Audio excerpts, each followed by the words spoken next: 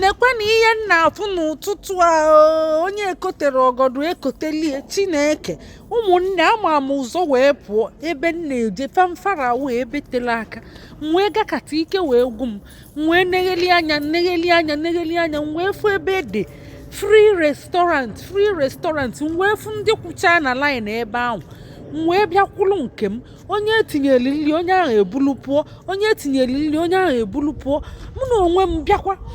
wee enwecha option dị iche iche ị ga-alụ aka nke ịchọ ịlụ aka si nọ nke a ka ịchọ mụ na onwe m wee lụkwa nke aka nke a bụ gịnị fish and chips ya na mmanya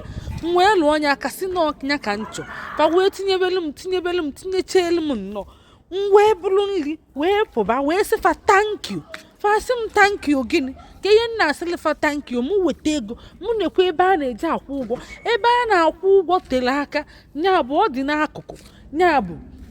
ebe a na-etinye nri dị iche ebe a na-akwụ ụgwọ dị iche amadị m na ebe a na-akwụ ụgwọ dị n'akụkụ fa wee sị m nke bụkwa thank you mụ nnekwa ebe a na-akwụ ụgwọ ka njekwa ụgwọ andị ejule m ego wee tie mkpu n'oke unu wee sịfa ejiekwe m ego ka ezi nke bụ nekwe na anya ihe unu de unu si visit at Royal Free Restaurant and Coffee Shop free ọkwa unu furu ya free restaurant and coffee shop. Ụmụnne adam ihe ka jegede biko kedu onye chọrọ okwu ọkwa ndị restọrantị a chọrọ okwu mụ na onwe m asịkwafa ejiekwe m ego n'elu nke nji eji n'ala afọ m ka unu delie free restaurant wee batakwanụ ihe niile ju ebe niile ma rice ma beans ma anụ ma chicken ihe niile ma azụ onye ọbụla kwụọ na line mụ na onwe m kwụkwa nke m ịbịa sị gị kedu nke ịchọ ịlụ aka na-ekwe nke ịchọ mụ na onwe m si ne nke nchọ unu wee nye m ya mụ na fa na-ekwe ka enu mụ na fara n'ụtụtụ ahụ nsife ejire m ego unu sikwa anọ free fast free gịnị biko m na mma akwụlili ụgwọ anyị na-ekwu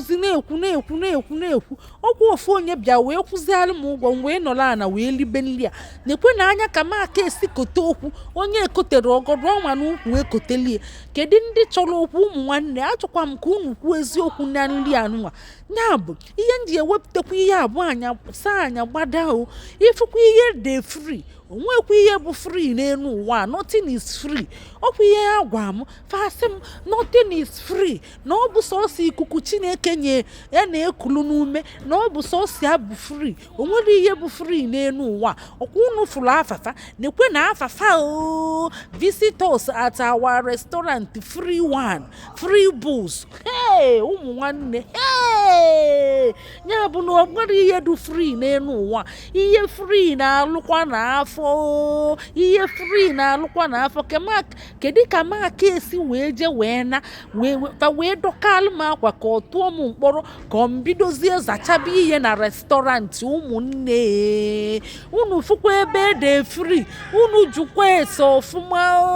unu fụkwa na ebe dị free one biko unu jukwa ese ọfụma unu anụkwana na ihe dị free unu baa adị ọzọkwa bụ ihe free na-alụkwa n'afọ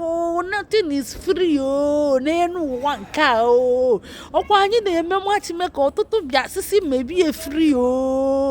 nothing is free n'elu ụwa nke anyị pụtakwa ụmụnne na-ekwenụ ka m na-arọwali azụ na-ata chicken and chips na ụmụ ihe na mmanya njiga ewedegị amakwa m na ọ bụrụ free onye ekotere ọgọdụ ọnwa n'ukwu ekotelie ọkwa anyị na-eme machime ka na-ejikọ nwoke na nwaanyị ndị chọọ ịnụ di na nwaanyị ego esisi kwụọ ụgwọ ụfọdụ wee sị na ọ ga-abụ free ụmụnne nothing is free n'elu ụwa nke anyị pụta ọ bụkwa ihe ya gwa m ebe nje wee chee na ihe a bụ free amara m na ọ bụrụ free ka wee tụọlụ m inu wee sị m nothing is free. Ụmụnne ihe onye na-eme ya na-ajụkwa ese ọfụma maka omekwe baa mkpọrọ kirikiri jụkwa ese ọfụma ọkamaka esi wee je wee na ana m ewetala unu ozi ọma wee na-asịkwa unu ụmụnne ihe nke a karịkwanụ m unu afụgo ka m aka esi wee baa kirikiri na ihe free nke anụnwa onye ọbụla chọkwa ihe free o mana ihe free na-alụ afọ gị gbadokwa anya ihe ọbụla ị na-eme gbado anya ịdị na-achọkwa oke ihe free ndewo no daalụnụ nye na anyị akara ịfụnanya ma kesakwanụ bye bye no